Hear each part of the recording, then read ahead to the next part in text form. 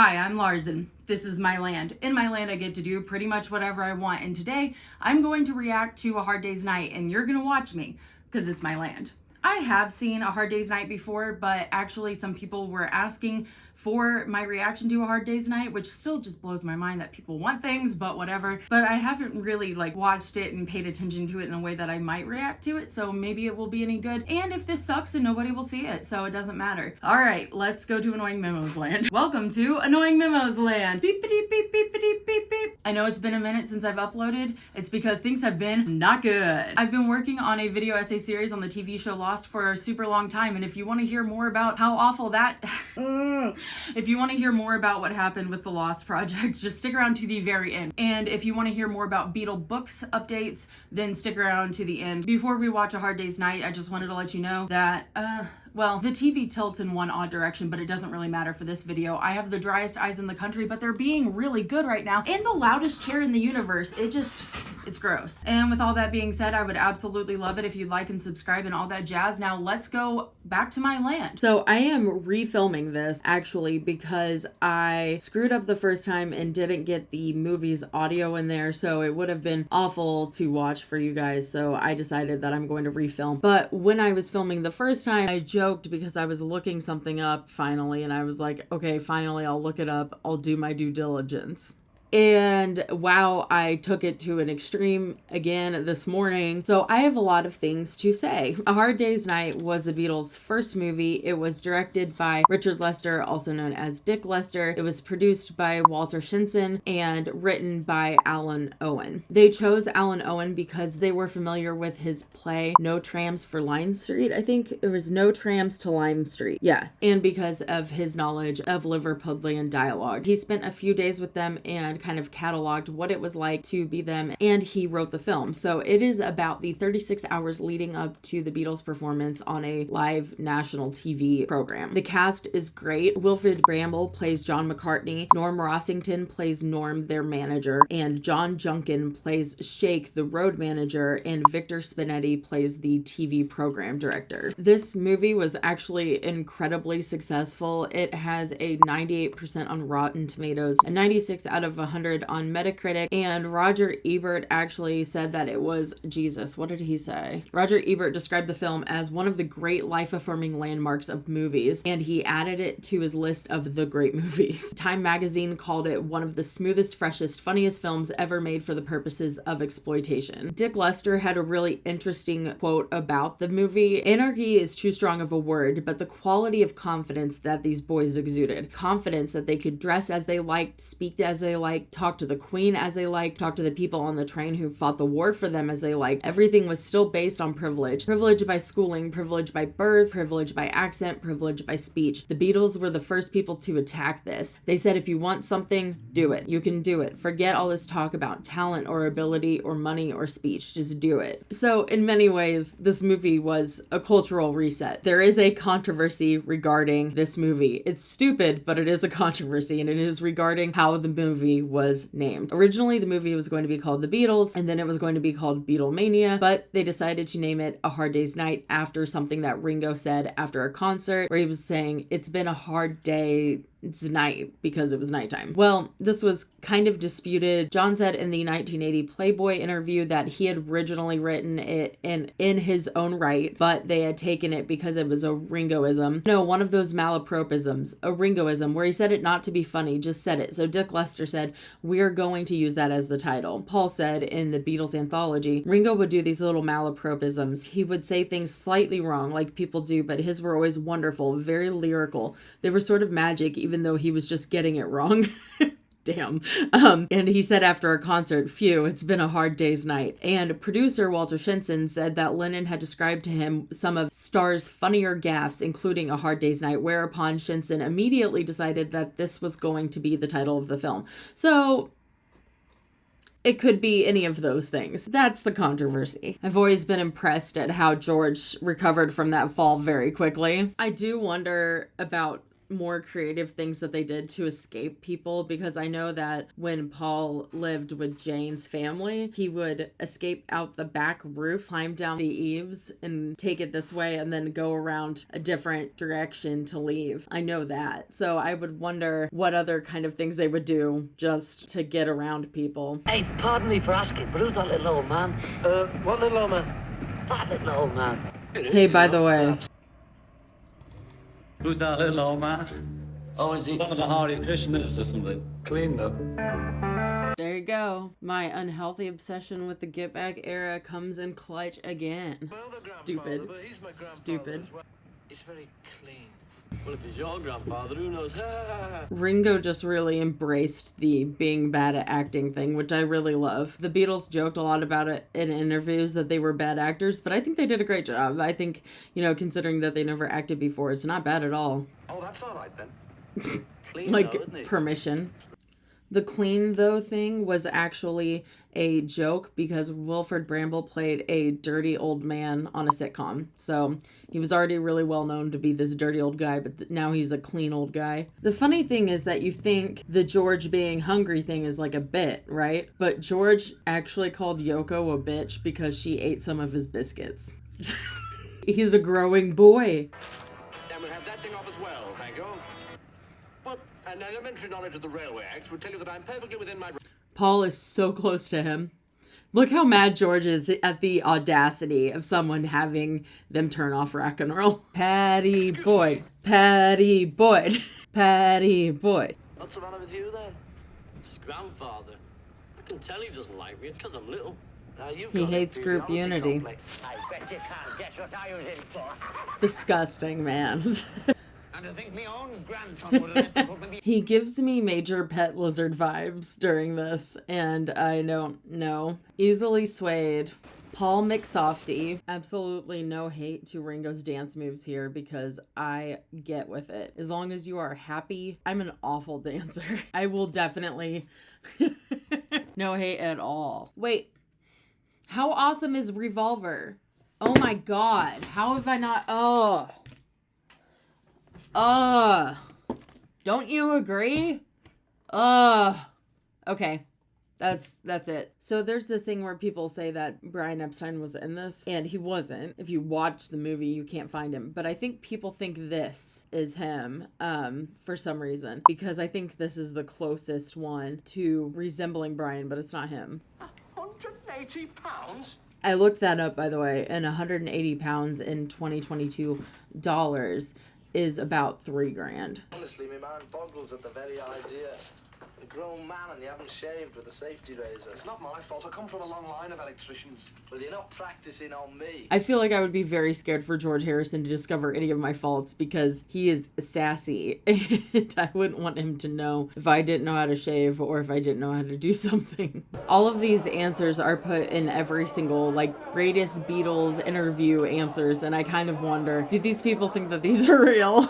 I hope not. I assume they don't, but... sometimes you just wonder. I read that they mimed to these songs, but I also feel like I read in an interview with them that John said that they were going to, but they just found it too unnatural that they wound up playing. But I don't remember which interview that is. And frankly, even though I did all that due diligence, I'm not going to go look for that one right now. I did all of my due diligence. I'm done diligence.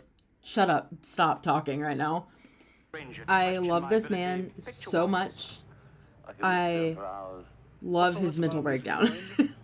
One thing I really love about this movie is that it's just actually really fun to watch. It doesn't seem dated. It's pretty great. It's a really fun watch. It holds up really well. I definitely prefer this over Help. I just do. I like it better. Help is fun, but it's not this. And I've watched Magical Mystery Tour now. I lost the footage with all my other lost footage. I also like this better than Magical Mystery Tour. You don't look like him at all.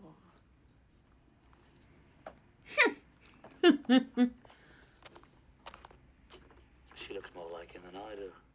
At this point, it's like side quests that they all go on. He winds up getting lost. Ringo gets lost. It's... Jesus, what kind of little hijinks they all get up to when unsupervised. I guess the other thing is that he would be considered really direct. Turn the sound down on her and say rude things. Have I said something amiss? Have I said something amiss? Like, I mean, it is absolutely beautiful. It is a beautiful movie. Leave him alone, Lennon, or I'll tell him all the truth about you. You wouldn't. Oh, I would, though. Listen, I thought I was supposed to I be like getting that the one. scenery, and so far I've been in a train and a room, and a car and a room, and a room and a room. Yeah, oh, welcome to being the Beatles. I think, like, anyone who's been on tour, anyone who's famous, you're not going and sightseeing. You are in your room, and then you are performing, and then you are in your room, and then you are traveling. That's your whole life. For solidarity. Hey, Ringo, you know what just happened to me? No, I don't. Damn. You want to stop looking so scornful, it's twisting your face. So Ringo was hungover during this. He said he felt awful and that they couldn't really figure out what to do for it. So he was like, just follow me. And he just did this bullshit. Part of the fun of this movie is that it's just so quick. You know, and some of the jokes are just so stupid, but it's still just so quick. It's just great. I'm sorry, boys. I didn't mean it. Honest. Honest. If he says that again, I'll strike him. Oh, don't Love worry, that little guy. lads, It'll be wine, women, and song all the way with Ringo when he gets the taste for it. It's too much. So I just looked it up. On the second to last day of filming, they did the Can't Buy Me Love sequence. And then this here, where Ringo is putting down his coat for this woman, is the last filmed scene for the movie. Oh, a little savage, is he? Yeah, probably a little Aboriginal. Unacceptable. You should have gone west to America. You would have been a senior citizen of Boston. But you took a wrong turn in. What happened? You're a lonely old man from Liverpool. But I'm clean. Are you? I think that's my favorite line. I don't know when the head bob started. That's not like an always thing, but I can't get away from it. It's just, I can't help it. George's dance is awesome right there. I love She Loves You. I will never tire of listening to it. I sing along to it every single time. I jam out to it. I fucking love this song. I don't care what anybody says. I love this song so much. I just, I call it the Beatle bow, even though it's just a normal bow. He survived. Definitely a fun watch. It's my favorite Beatles movie. Sorry, I mean, I like it a lot. I'll definitely be watching it again. I mean, I've watched it several times now, so it's fun. It's just a good one. It's something everybody can enjoy. If you're into the book stuff, stick around. Welcome to Library Land. So, if you've watched any of my videos, you know that I'm really into researching the Beatles, obviously, and I read a lot of books. I think I have 15 Beatles books now. These are the books I'm actually reading right now. I'll explain why I'm not reading Mark Lewison's Tune In just a little bit, but these are all of the books, like, well, this one isn't. This is The Beatles and the Historians, which I kind of made a video about last time. Watch it if you haven't. So that's just going to be a reference book that I'll have around. But these books are by people who were around the Beatles. So this is Jeff Emmerich, the engineer. So it's Here, There, and Everywhere, his life recording the Beatles, which is supposed to be pretty good, agrees mostly with George Martin's statements, but is distinctly has a tilt against George, kind of puts down George's song making. So that's something I'm going to be keeping in mind while I'm reading this. This is Derek Taylor's book, As Time Goes By, and I'm going to have a review on it next time probably. This is Tony Bramwell's book, Magical Mystery Tours, and it is distinctly pro Paul. It is endorsed by Paul, so that is something that also needs to be taken into account while reading. Now this book, Drugs, Divorce, and a Slipping Image by Doug Solby and Ray Schweigart. It's by Doug Solby and Ray Schweigart. Is about the Get Back era, which I have an unhealthy obsession with. This is a review of the Nagra tape bootlegs. It came out in 1991, and these were basically the first time that somebody had heard these things. So they listened to the Nagra tapes and they digested them. This book also has quite a few issues. I talked about it in my last video, so I'll be keeping those in account, but I just really wanted it because it's unhealthy. I just wanted it. Whatever. And here's the thing. I have been reading the Beatles Tune In extended version by Mark Lewison, right? The spine had been broken a little bit when I got it because I only get used books if I can. And it just basically got worse very quickly. So I can no longer justify not trying to repair it. And luckily my cousin-in-law actually works at a library and she gave me some advice from some librarians on how to fix it. So I'm gonna do that real quick. I decided that I was going to film it for some reason. What she told me to do was to get this glue, which is Aileen's original tacky glue, and get all up in there, glue it back together, and make sure to use Q-tips to get on all of these parts that are kind of sticking up. And once I get it to lie flat, I will use painter's tape to hold the edges down. And here's the tricky part. I can't touch the book for 3 weeks. It has to really have some time to set, and I'm not gonna mess with it because I need this book to last. I need this to work. So anyway, my serious research is on hold for a minute, but that's okay because I have a lot of other shit. About Lost. So the first week in October, my time machine failed. And for some reason, I thought I had fixed the problem and I had not. When my time machine failed, I lost all of my desktop backups. All of them gone. I didn't realize the severity of the problem, and I should have. Because of that, I had lost 2 weeks of progress with Lost, and I was really upset about it. And I was like, whatever, we can rebuild her, we have the technology. But because I didn't fix that issue, when I made a mistake this time around, I was really screwed. So I am running really low on space. For reference, I have, I believe, about 180 gigs worth of B-roll and narration for this project. I have worked on this for so long, I couldn't tell you. So I was running out of space and I was like, maybe I'll enable iCloud on my desktop. That might help. I have an external hard drive which holds even more things, but for reasons I'm not going to explain forever, it's on my desktop. I need it on my desktop. TLDR, I made a mistake with iCloud. I didn't save my desktop files when I closed out iCloud, and it reverted to a backup of my desktop from, oh God, from June? June. Essentially, I found out that I had lost all of my edits, all of them. For reference, the totality of my Lost narration, so me explaining the seasons and talking about timeline, time skips, and then doing the end, I originally thought it was 13. It starts at 15 something, okay? And I had that cut down total to 5.5 hours. Then I had edits with B-roll and all the other shit that I do with my videos that I love so much. I hate having people watch more than 30 seconds of the same thing. You know, that's why you don't see my face for very long when I'm like doing my regular video. This is just me talking, so this is boring and I'm sorry, but you chose to stick around for this part, so thank you. You are dedicated. Anyway, so at that point, I had realized that I had lost all of the edits and there was no getting back. And the way that it went, I lost everything in my desktop. So I lost all of my Premiere Pro saves. I did days of troubleshooting and I realized that I made this mistake with accidentally deleting my desktop from iCloud and I lost it. And I was on the phone with the Apple rep when she said that they couldn't get it back.